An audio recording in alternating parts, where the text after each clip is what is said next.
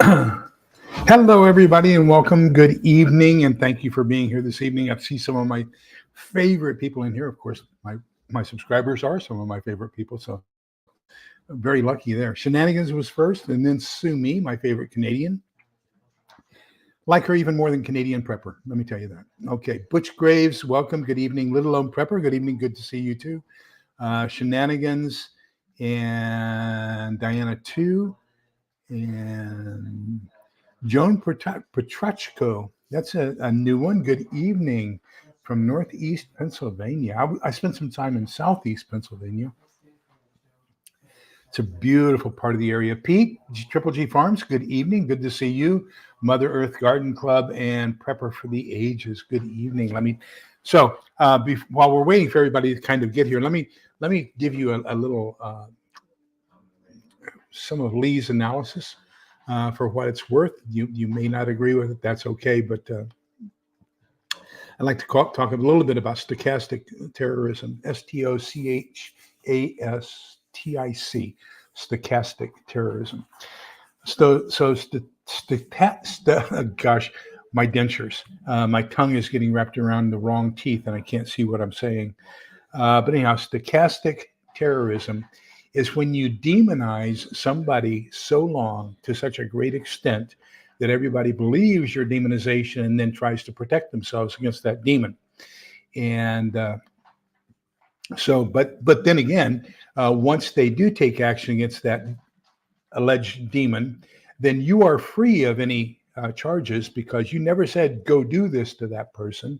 All you did was say that person is Hitler, that person is going to destroy democracy, that person is authoritarian or whatever. It doesn't matter that when you're pointing one finger, three are pointing back at yourself. What we've seen a guy, we found that the Russia collusion hoax was a hoax.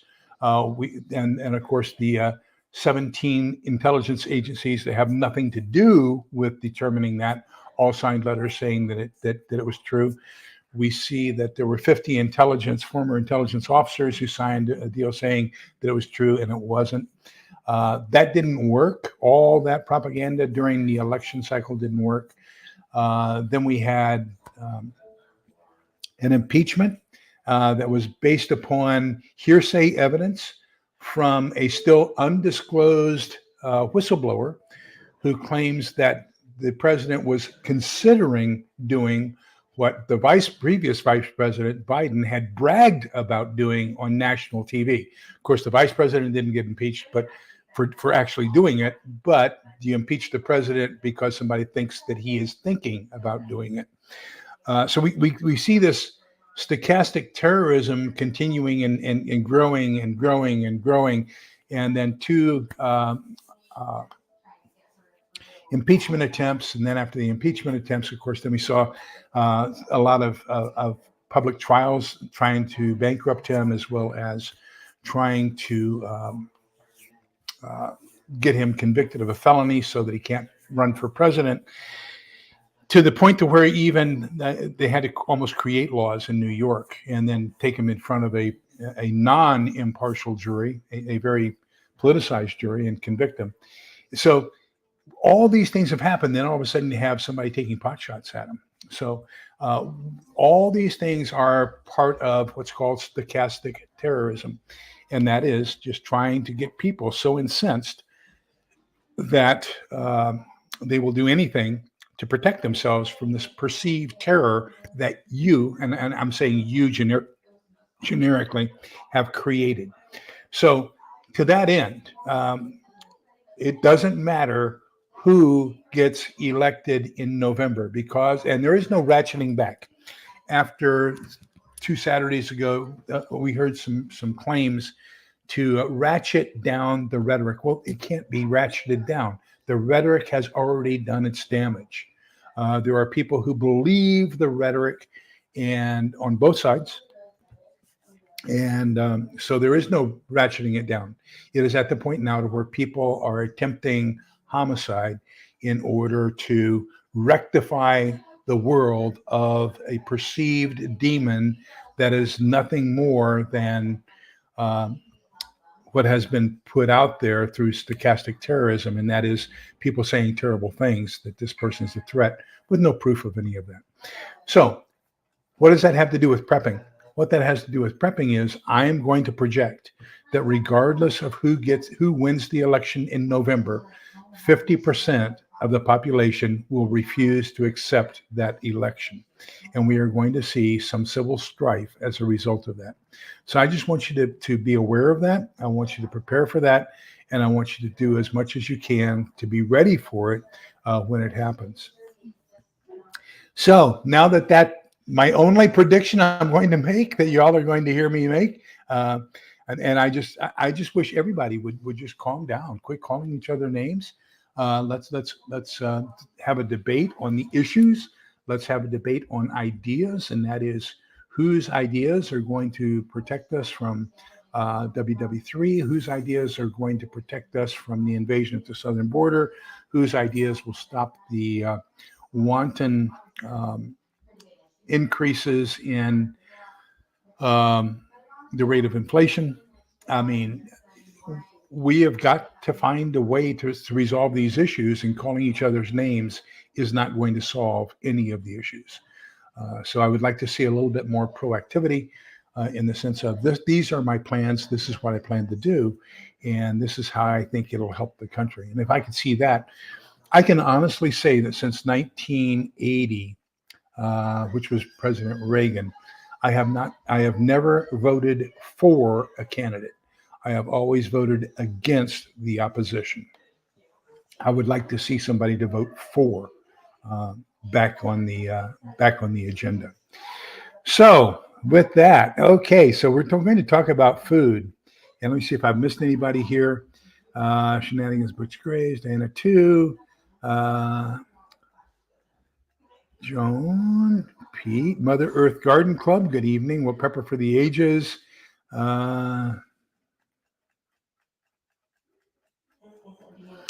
Sumi's turning a little Greek on us here. Greek Indian. Utah Mike. Good evening. Yep.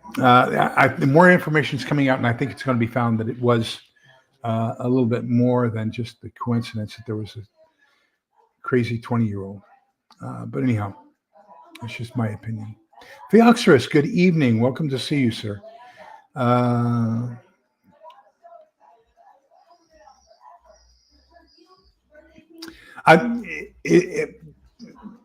So, Joan, I really don't know whether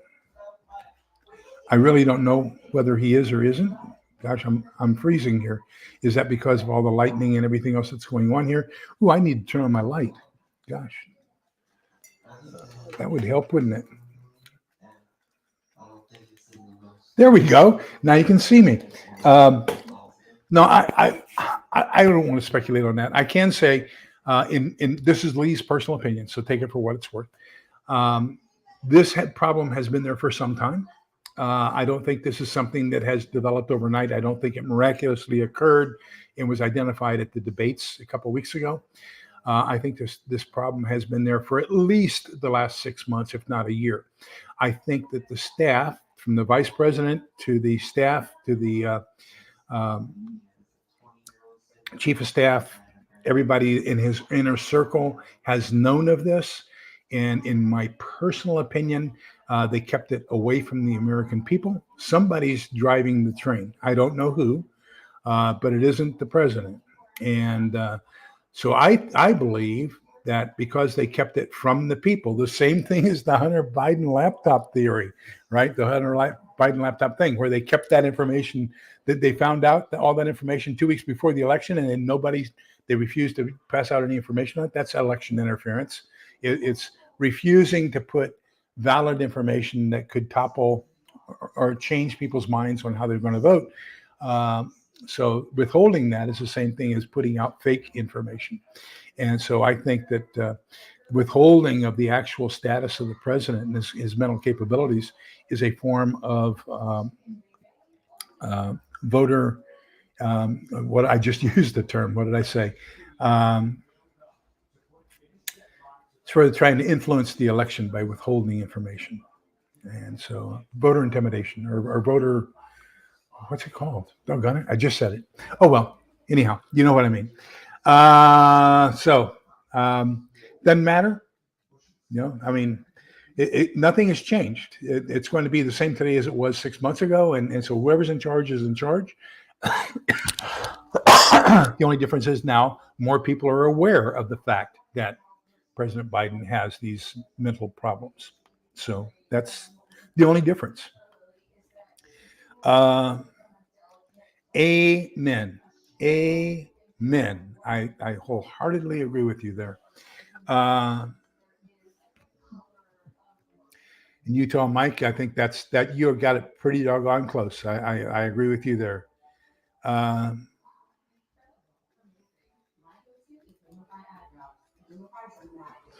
don't know who either one of those are. So,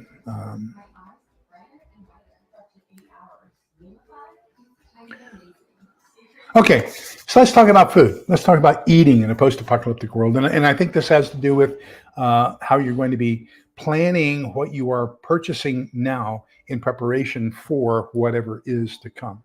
So first, I want to talk about two different timelines, okay? I'm going to talk about what I might call the macro timeline, and then I'm going to get down into a micro timeline. So let's talk about the macro timeline first.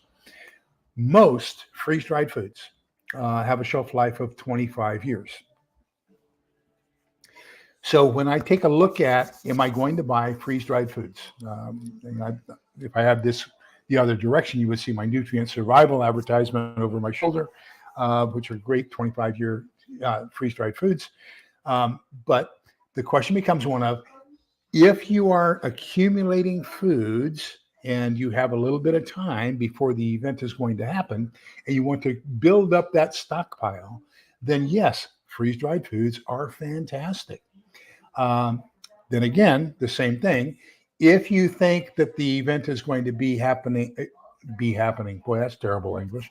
If you think the event is going to happen in the near future, let's say next 1 to 5 years, but you want to have more than 1 year's worth of supplies, you want it to last a pretty long time after the event, then freeze-dried foods are a fantastic way to go. So when we take a look at that macro timeline, we have to take a look at the 25-year period and say, okay, how are things happening? Now, we're going to use a little bit of cost-benefit analysis. So, hello, amazing grandma. Thank you for joining us. Good to see you. Oh,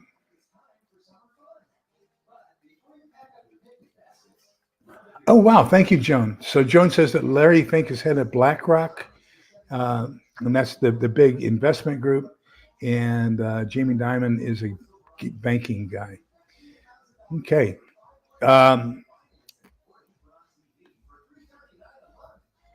I think that's the whole thing, Theoxorus, is just the amount of untruthfulness, deception, cover up, keeping it away from the people.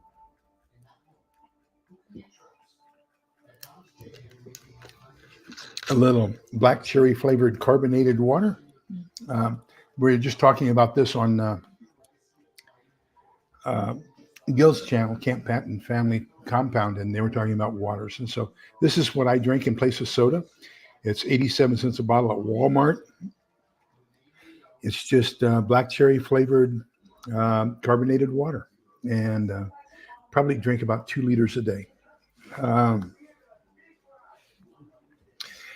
Yeah, Joan. And so everything has advantages and disadvantages. And so, and that's another one of those considerations you have to take into account.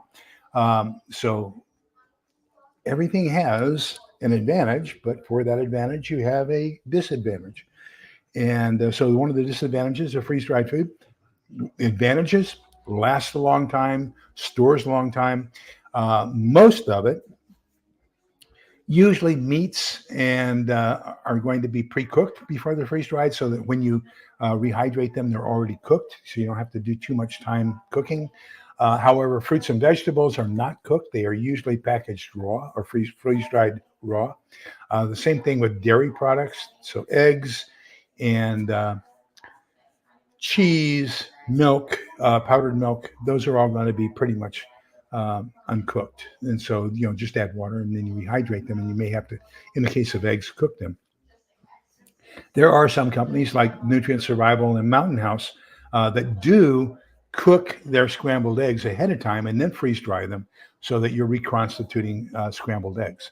If you want eggs that you're going to have for baking purposes, you want powdered whole eggs, which is a totally different thing. So that's raw eggs that have been freeze dried.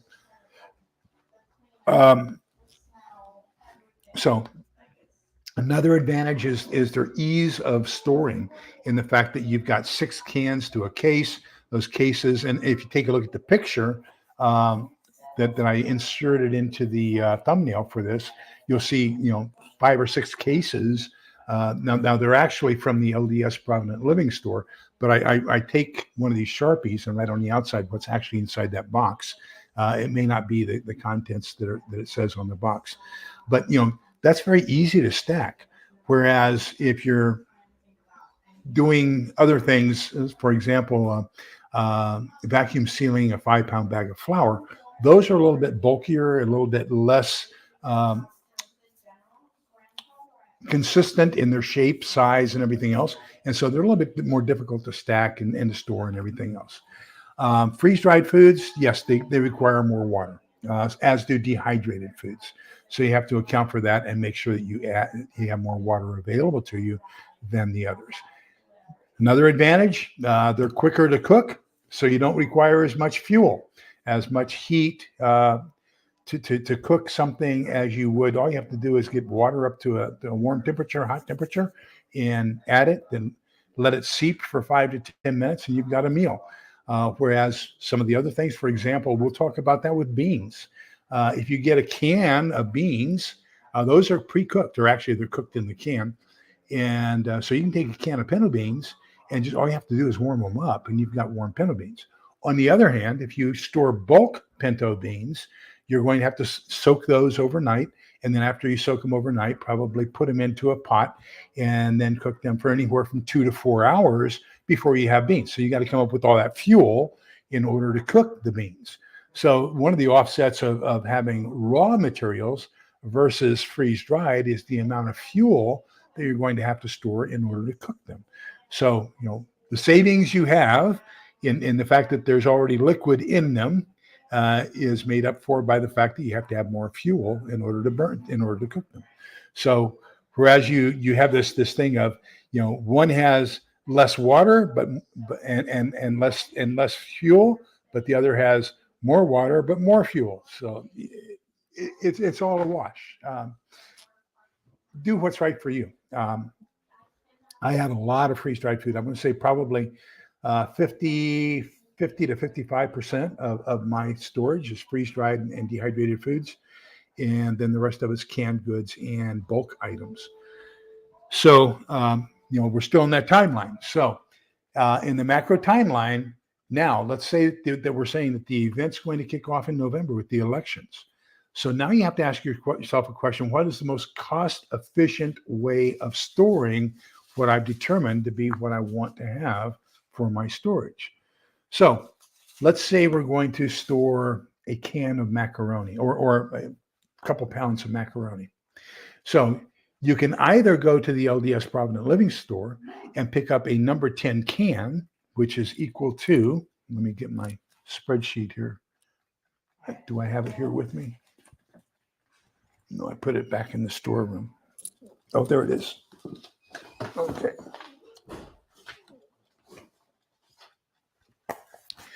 Okay, so number 10 can of macaroni from the LDS Provident Living Center is $4.88, and it has 14 servings in it.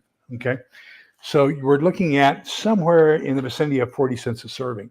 Now, you can save a little bit of money by buying that macaroni straight off the shelf in bulk, 1 to 5 pound bags. It's going to be less than that per serving. However, Addie, no. Addie, come on. Come here. So if you want to get the macaroni and save some money, but you still want to store it for a little bit longer time, you're going to have to get some something like a not a Ziploc, but oh gosh, I'm forgetting my terminology. I guess I'm becoming another old guy who doesn't think too well. Um, Vacuum sealed. You're gonna have to vacuum seal that. So now you've got to spend a little bit of money, invest in a vacuum sealer. You've got to take the cost of the vacuum sealing bags. I think I showed you Saturday. I had run out of vacuum seal bags, and so of one particular size, the quart size, and so I had to go to for part of my haul. I had to get some more vacuum seal bags. So now you're looking at.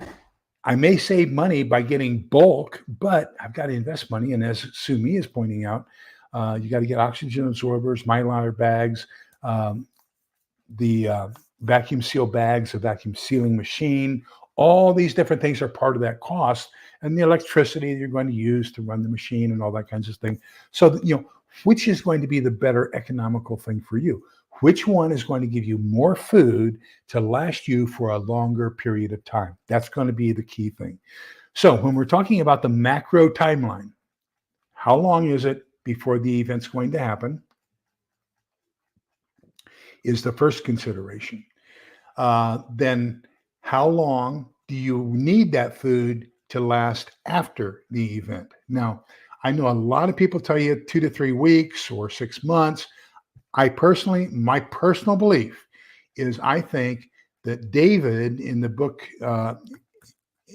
of Solomon and Kings and Chronicles gave us an idea. Well, no, it was David. It's actually Joseph in the book of Genesis gives us the idea that Egypt had 7 years of famine, so he had to have a 7-year stockpile of food stored up in order to survive the famine.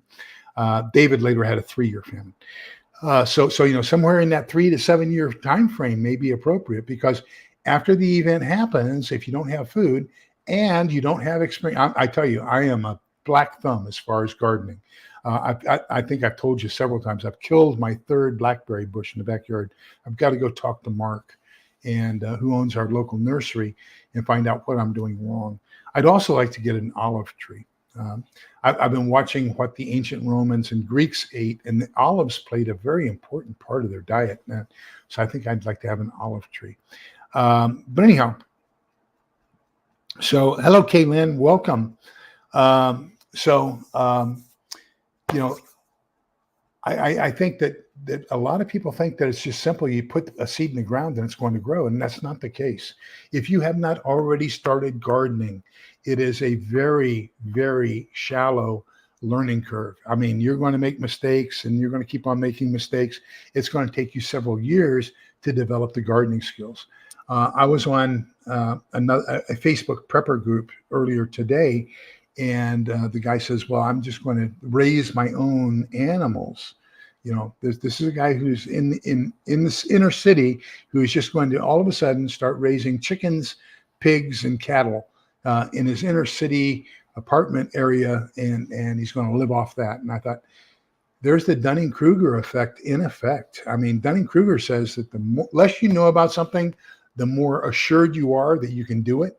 And the more you know about something, the less assured you are, because you know all the different nuances. And, I know that I would have a rough time with chickens in the backyard.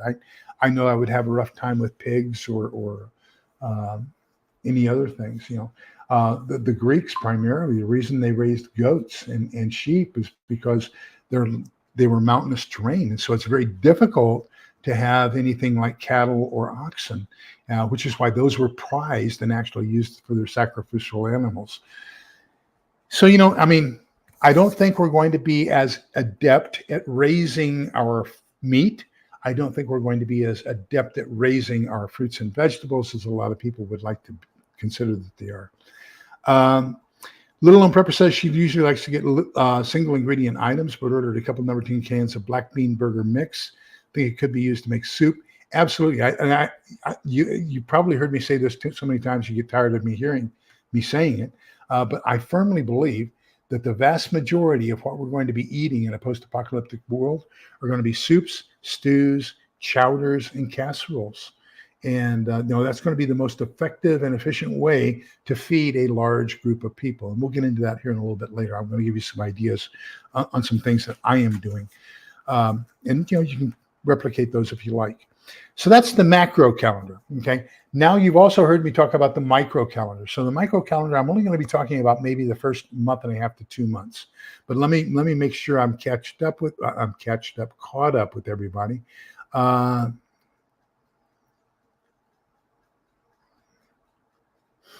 Sophie Oxford says that he wouldn't want to face Teotwaki with only freeze-dried meals or MREs. A lot of people place a lot more confidence in MREs than I do. I probably have 2 cases of MREs and 1 case of humanitarian MREs. And then I ordered 6 of these.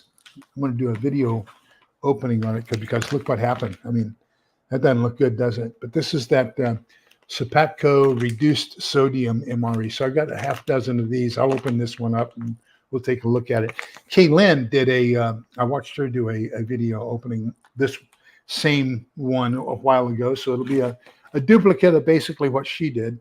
But anyhow, I have about 55-60% freeze-dried and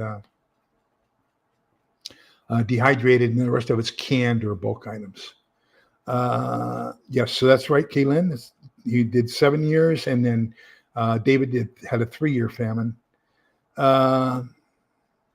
Yes, Utah Mike, you're absolutely right. I have, gosh, let me see. I have probably 30 cases of various types of LDS stuff. And I'm going to talk about one of those in particular here in just a couple of minutes. So then in the macro, I'm sorry, now we're down to the micro, say the first 2 months after the event. So the event happens, and if it's a sudden catastrophic event, you see mushroom clouds in the distance, all of a sudden you're without electricity, something happens, and you know that the electricity is not coming back for a while. It's a catastrophic event. You know that you need to do something now. Well, most of your neighbors are going to be without electricity. So they're going to be out trying to get rid of all their perishable goods and cooking those. You need to do just the same thing. You need to be the gray man and do exactly what they're doing. So that'll probably last, I want to say realistically, maybe 3 or 4 days, but we could see it last up to maybe a week and a half, 2 weeks. Once you notice that your neighbors are not outdoors cooking anymore, you need to move indoors and do all your cooking indoors. And that's where you need to have those safe heat canisters to cook with indoors, or alcohol stoves are also very good at not producing that much carbon monoxide.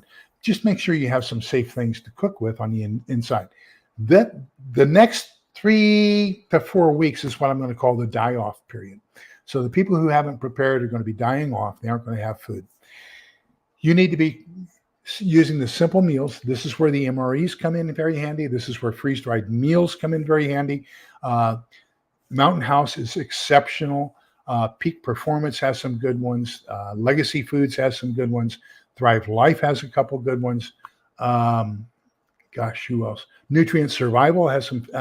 Their lasagna is fantastic. Their homestyle scramble is fantastic. Macaroni and cheese.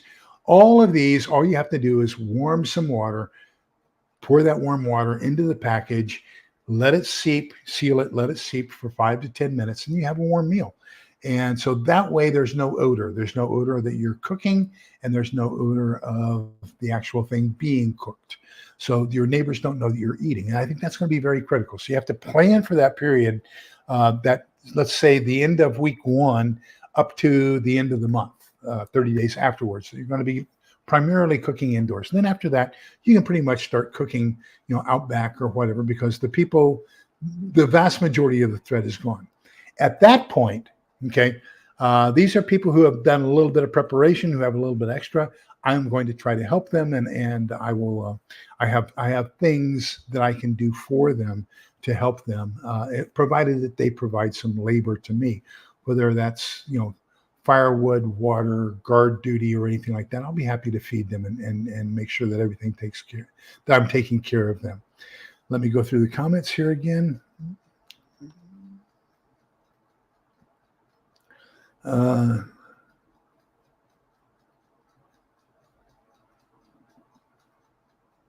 Oh, thank you. Let me write that down.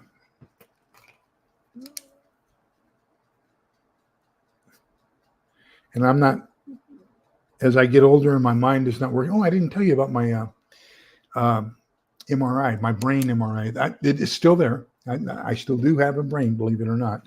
But it's called small vein, I forget what it's called. Anyhow, as a result of having smoked when I was younger, smoking does a lot of damage to you. I don't think people realize. I wish I had never started, but that's all in the past. But anyhow, there are some small vessel obstructions in my brain as a result of having smoked, and that's a direct effect of the nicotine. But that's all they found. So we still don't know why my right leg is the way my right leg is. Let me see. And then we got going through here. Mother Earth News is storing dried beans. And see, that's one of those things that the trade-off there is you're going to have water to boil them, to prepare them, to rinse them. You're also going to have plenty of fuel to cook them over a long duration of time. So the advantage is they store a long time. They're easy to store. Disadvantage is water and fuel for those.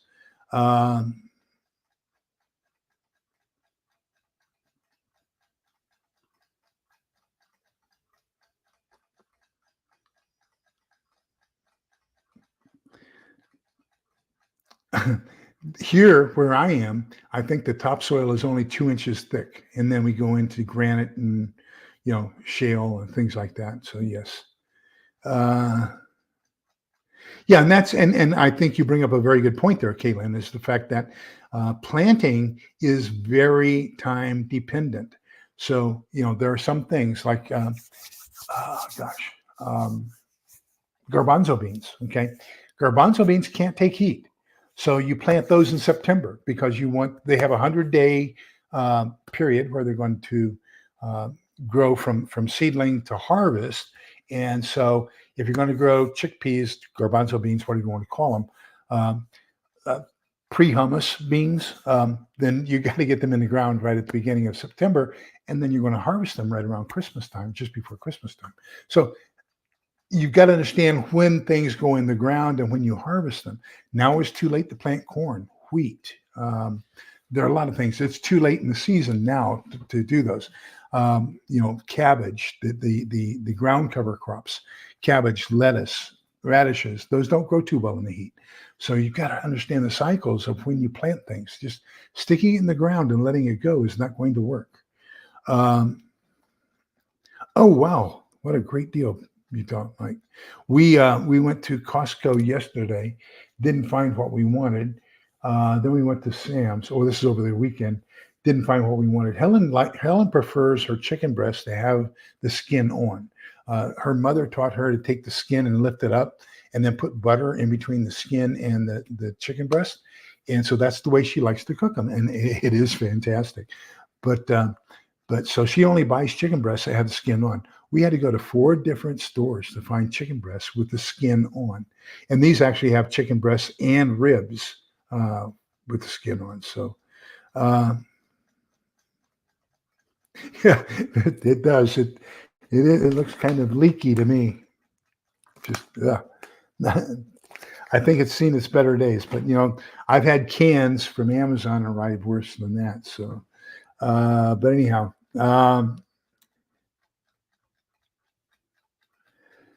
okay. So Kaylin says she's down to 1 single complete ration of beef ravioli, reduced sodium meal. Okay.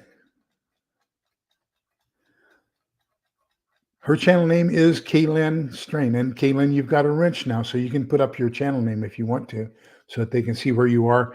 She does MRE reviews at 7 p.m. every Sunday.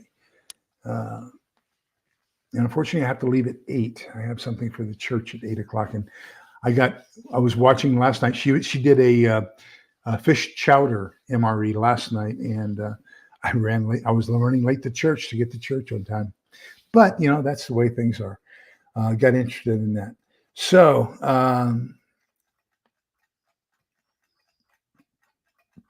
okay, let me see.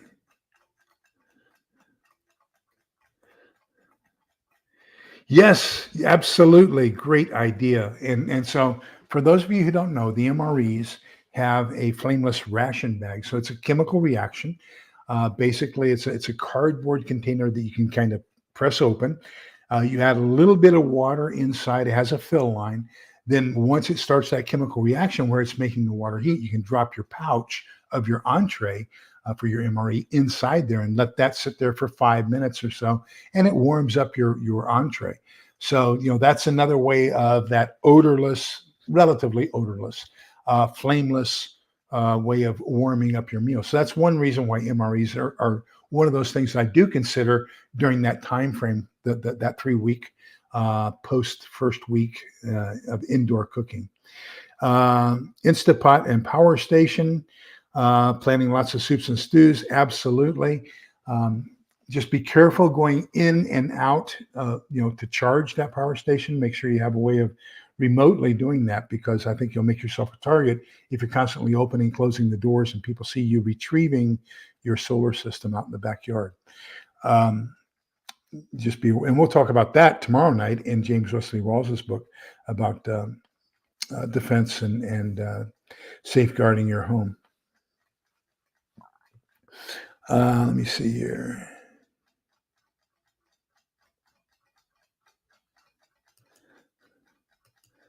I believe so, as long as they have not been overly processed.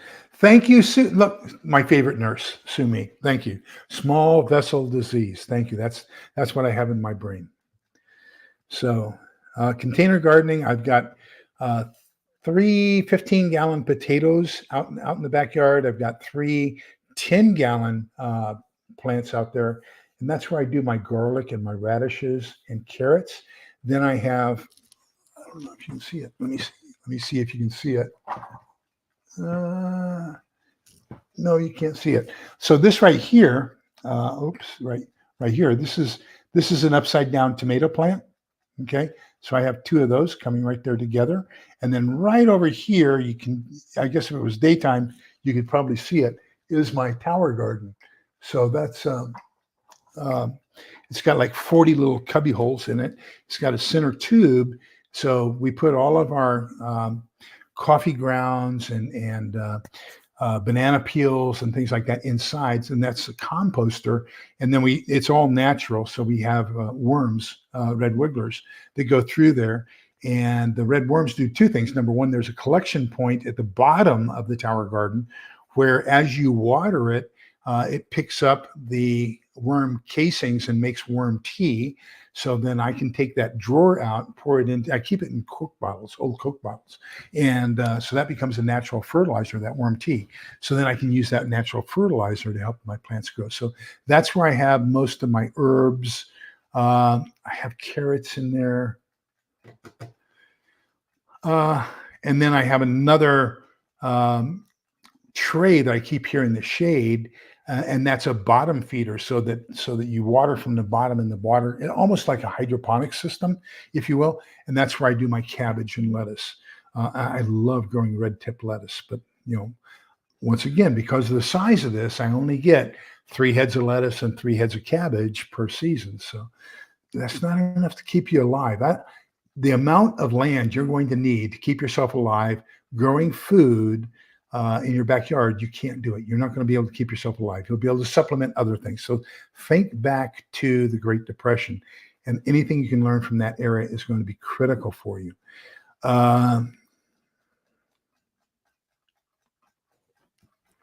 We probably have a dozen cans of pork and beans, and we have probably the single most.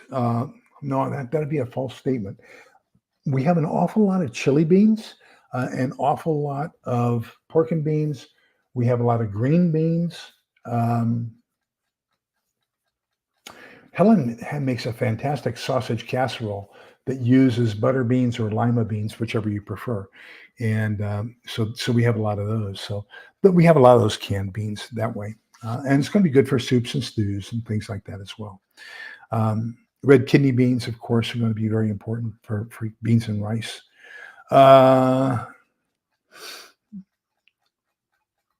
So if the officer made his own dehydrated meals for a hunting trip once, okay. Yeah, here in Central Texas, nothing grows. So that's the whole problem is there's nothing to decompose and make that topsoil. So we have to bring it in is the whole problem here. I'm going to go up here, see if I can't.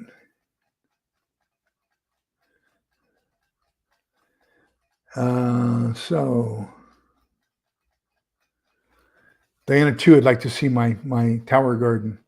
Okay, let me see. Do I have a picture of it? Just one second. Let me see if I can go down here and Finder, Tower Garden.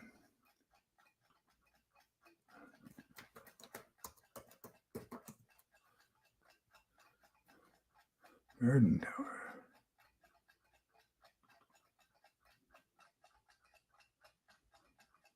There we go. So how do I, now let me see how I can get that over to you.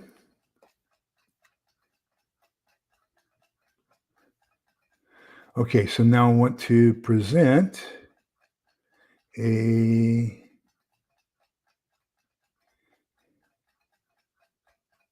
slide.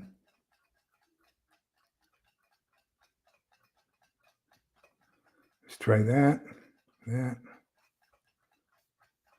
I'm trying this for the first time, so let me see here. There we go. I can. Garden Tower.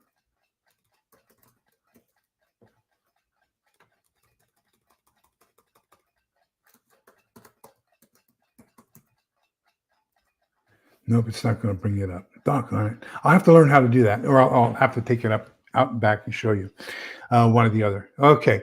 But anyhow, gosh, I wish I could show that because it's a really good thing. But anyhow, so that's the micro. Okay. And at the end of the micro, you're going to do other things. So now you want to do your soups, stews, casseroles, and chowders. Okay. So a couple of things I want you to consider doing is start thinking meals in your head. So when you start buying the things you're going to buy at the store, start considering meals. Now I want to talk about two particular bases that you can build your meals off of that are just phenomenal. So one is macaroni and the other is going to be rice. So for macaroni, of course, there's the famous macaroni and cheese. So with macaroni, you can get freeze-dried cheese sauce, okay? So this is Thrive Life's version. You can get the same thing. Algerson Farms has it. Emergency Essentials has it.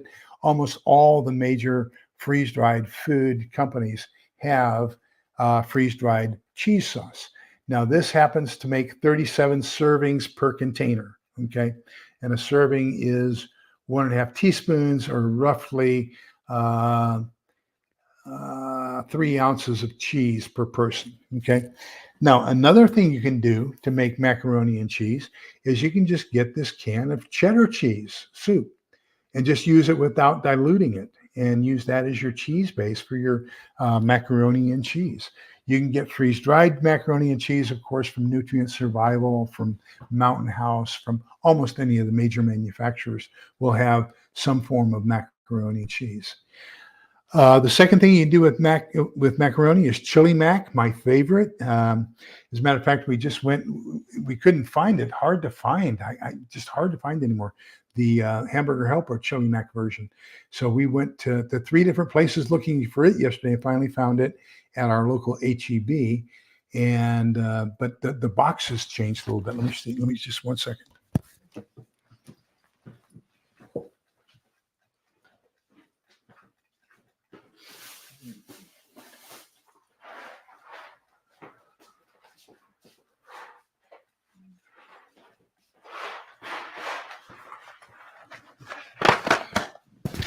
So after all that time of looking for it, Helen decided we were going to thaw some ground beef, and we opened up a box that we had shrink wrapped.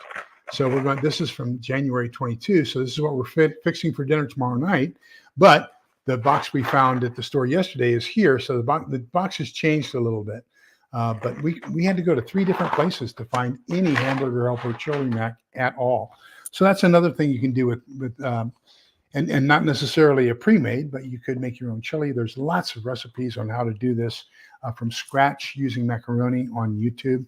I would say take a look at those. Another one you can do is American goulash, which is basically, the hamburger, veg all, different concoctions, and then you throw the macaroni in on top of that.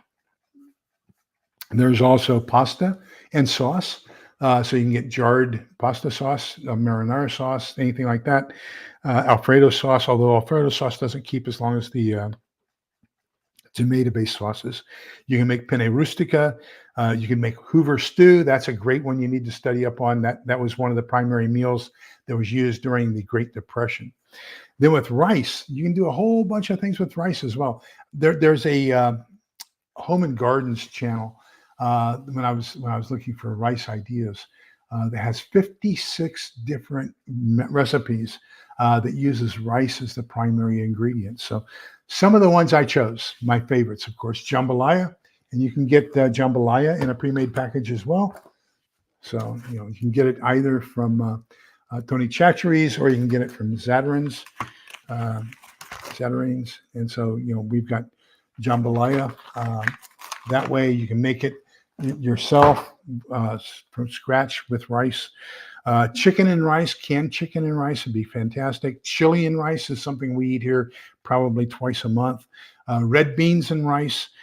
You can make paella or a form of paella. You could use tuna. You could use canned shrimp. You could use a lot of different kinds of canned fish products to make a good paella, along with canned chicken.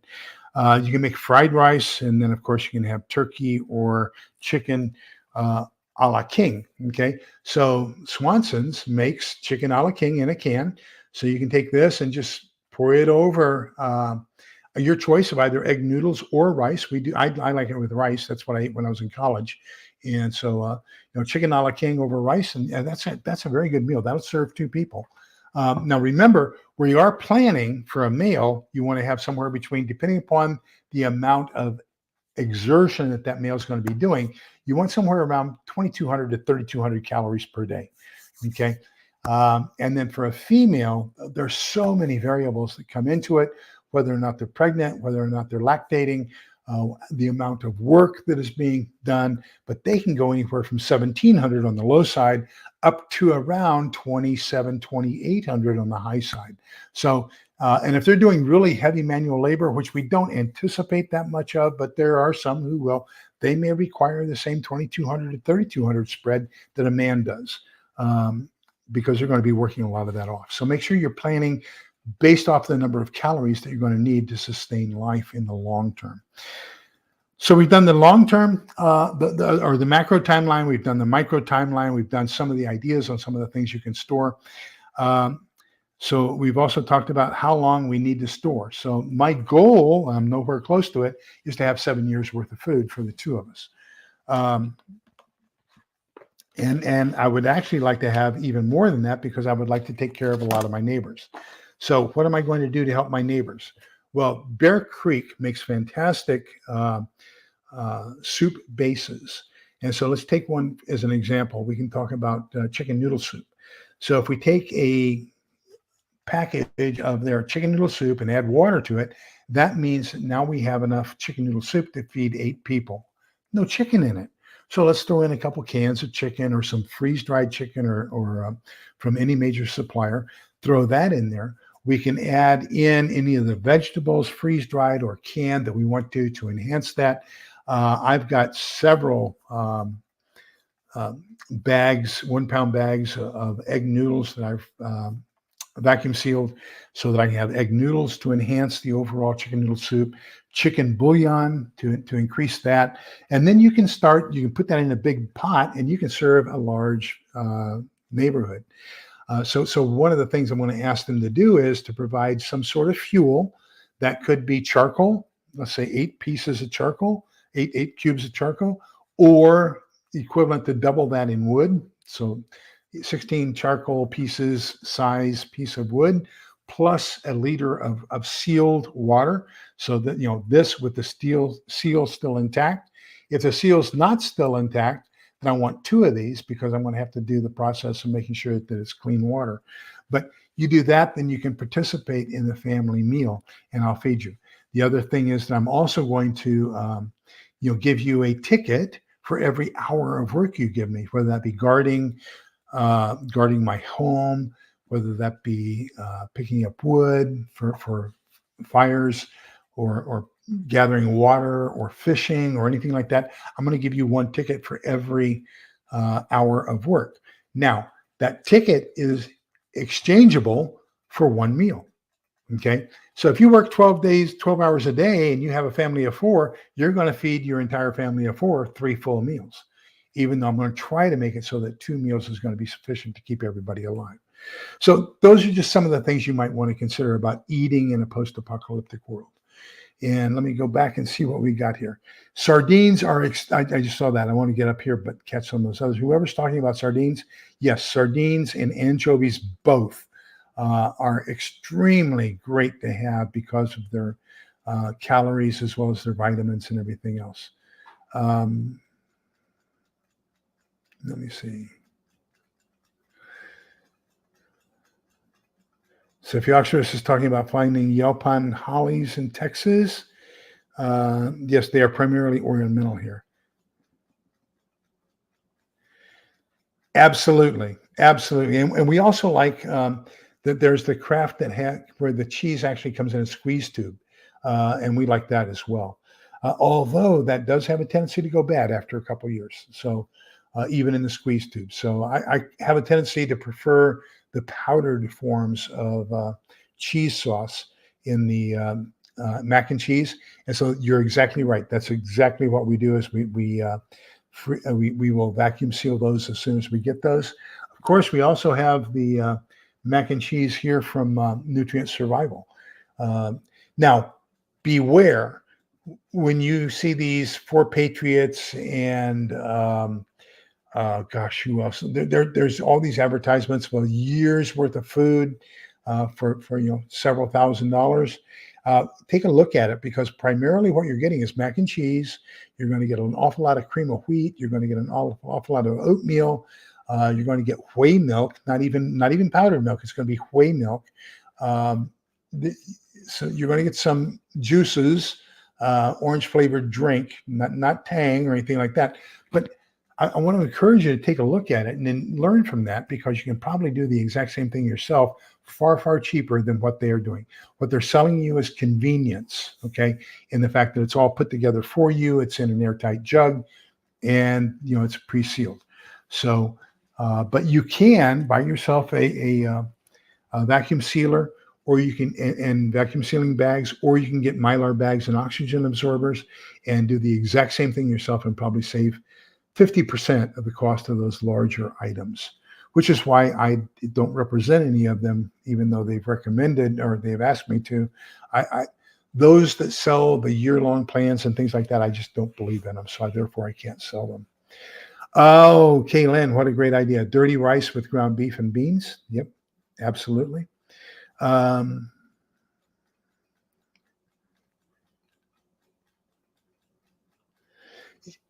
Red beans and rice is a complete meal. There used to be, and I can't find it, there used to be a brown can, and this is another one of my college deals, that had, you just took the can, opened it, poured it into a bucket, or poured it into a pot, and then you added 1 can of water, and it was basically fried rice. So all you had to do was basically boil the water off, and you had fried rice. I can't tell you how many meals I had of that when I was in college, and even when I was an underpaid PFC in the Army, eating, and newly married, we lived off stuff like that. But that gave me another idea, and I forgot what it was that I wanted to talk about. Mulligan stew is fantastic, absolutely. So yeah, and so the advantage of having these pots is that if you do have plants that are temperature sensitive. So they say that the olive trees are great, but they are freeze sensitive. If it freezes, it'll kill them from the ground up. So you just cut that off, and then the roots are still there, and it'll regrow the ground up. Same thing with lemon tree is here in Central Texas. Lemons and limes are really great to grow, but they are very sensitive to the cold. So if they freeze, that's going to be. So a lot of people, what they do is they grow the dwarf lemon and lime trees, and they grow them in 15-gallon containers. And then they can just move them inside the garage when it gets down to where it's going to be pretty cold. If you like spam and nori, I have an awful lot of spam that we have, and spam musabi is phenomenal. Yes, and spam is extremely popular in Hawaii. I can't tell you how many spam-based meals I ate when I was in Korea. The same thing down in down in Malaysia. Even though Malaysia is supposed to be a pork-free country, they eat an awful lot of spam down there. It's amazing. The largest Muslim population in the world is this country of Indonesia. And their national dish is satay babi, which is skewered pork. So I found that kind of interesting. Minute right. What a great idea, Joan. Great idea. Yes, absolutely.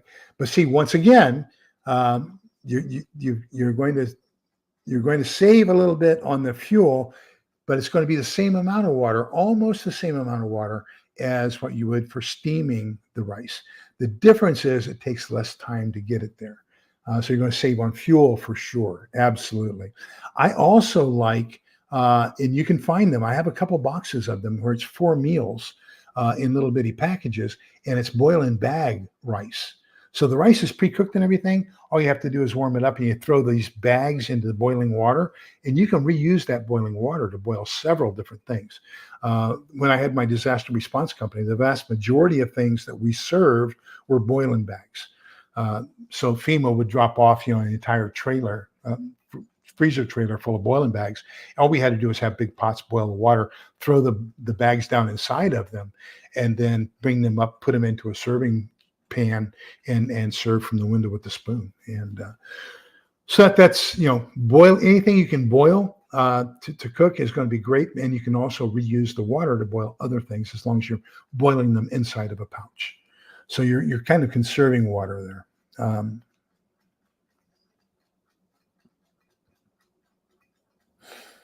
Pinto bean soup, we just do straight pinto beans here. And that's another thing. Pinto beans, once you cook them, you can mash them and make refried beans, and refried bean burrito is a fantastic thing to have. That's another way of having several meals out of one thing. As a matter of fact, when I first started buying my LDS Provident Living Center things, they did have refried beans. They don't anymore. So I have, let me see, refried beans. I don't have it on here. Pancake, there we go. I have 21 cans of refried beans, number 10 cans of refried beans from LDS.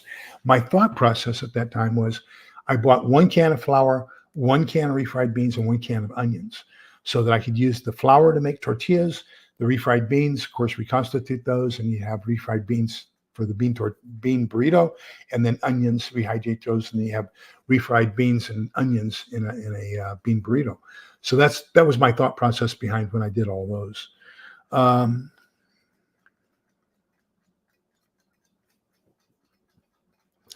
That is a very good question. And I think that's something that people need to stock up on as well, is plenty of teas.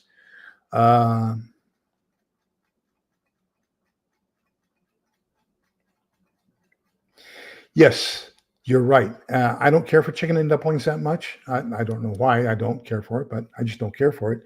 So we don't store those, although we do store the chicken a la king. It's just some of the things you're going to see. I won't advertise things simply because I don't like the taste of them or don't like the consistency in my mouth. So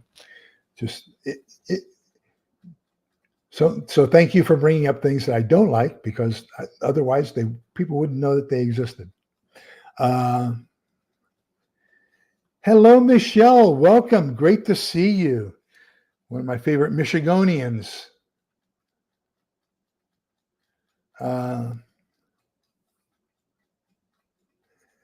South Florida DCL has some things. Now I happen to like tuna casserole. I can handle that. It's not something I would order, but if it were in a SHTF situation and I needed and I was hungry, I would eat it. Okay. So you are the way I am with some other things like liver and gosh, a couple others, but just I don't know if I told you my Pepsi Cola story, but we were in an area where we had to be in blackout conditions, and so we lost power, and we were in the back of an M292 expandable 5-ton truck. So you've got this box on the back of a truck, and then the sides fold down, and then the other top sides fold up, and then the walls push out. So you double the size of that box on the back of the 5-ton truck. And our desk was along the middle. Billy Burke was my squad leader, and he sat next to me, and he was a tobacco, one of those dips in his mouth and everything else. And then he spit into a Pepsi can. And but because that's what we got was Pepsi out in the field. We didn't get Coca-Cola. I don't know why. Certain things were difficult to get. When we got beer, it was Pabst Blue Ribbon. So to this day, I really don't care for Pabst Blue Ribbon. But anyhow, we went to blackout conditions. I was thirsty. I reached up. I grabbed the wrong can, took a swig out of the can. It was the wrong can.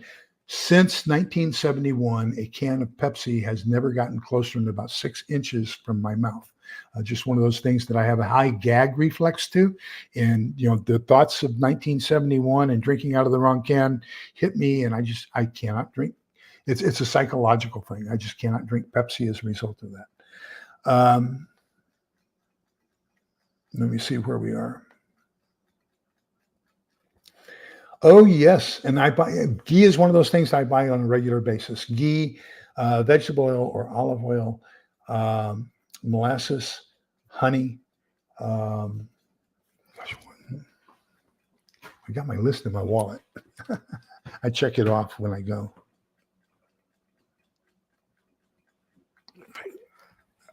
Can I get my wallet out of my pants while I'm sitting down? There we go.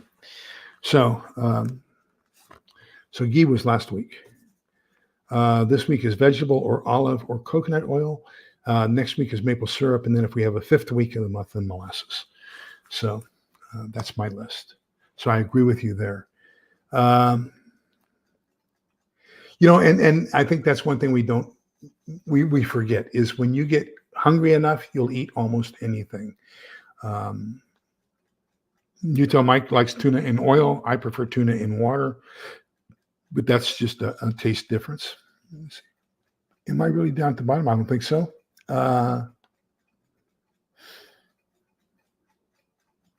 So here's another thought.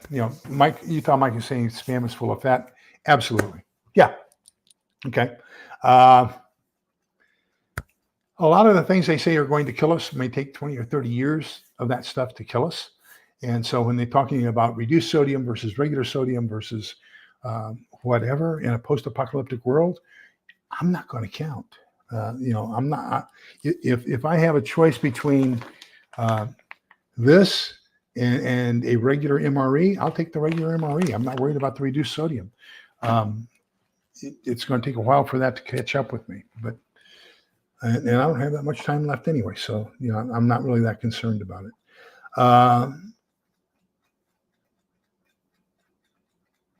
Oh wow, I'd never heard of that. Okay, so I just want to give you some ideas on some stuff that you can acquire and plan your meals around in a post-apocalyptic world. I want to give you some ideas about some places you can go to get ideas. Okay, so these are some of my favorite books that I use to get ideas for cooking and everything else.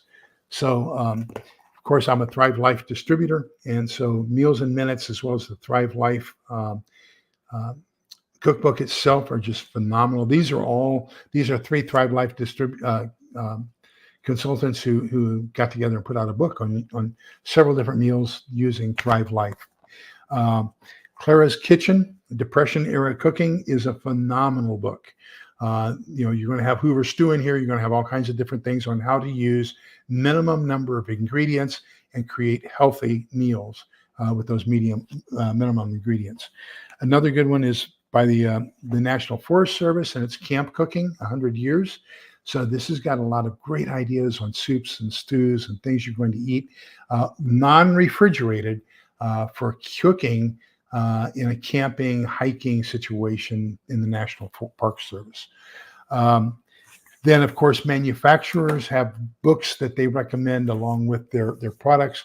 If you have a Dutch oven, a Lodge cast iron, then the Lodge Cast Iron Nation cookbook is phenomenal. You're going to get a lot of stuff there. Get a Boy Scout manual. It's going to have lots of great recipes as well. Can cooker, and I love my can cooker. I'm thinking about getting a bigger one, but you see, these got some pages tabbed in them. And as a matter of fact, Helen was looking. I had this open to this instead of to the label, and she says, "Oh, we need to do that. We haven't done that in a while, so we're going to do the beef bourguignon for dinner here later on this week."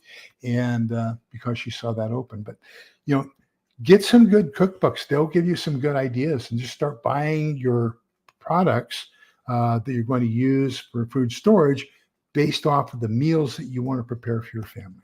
Okay. So thanks everybody for being here, and I greatly appreciate you. I thought that I had made shenanigans into a moderator. Maybe it was the wrong one. Got to check for that crucifix.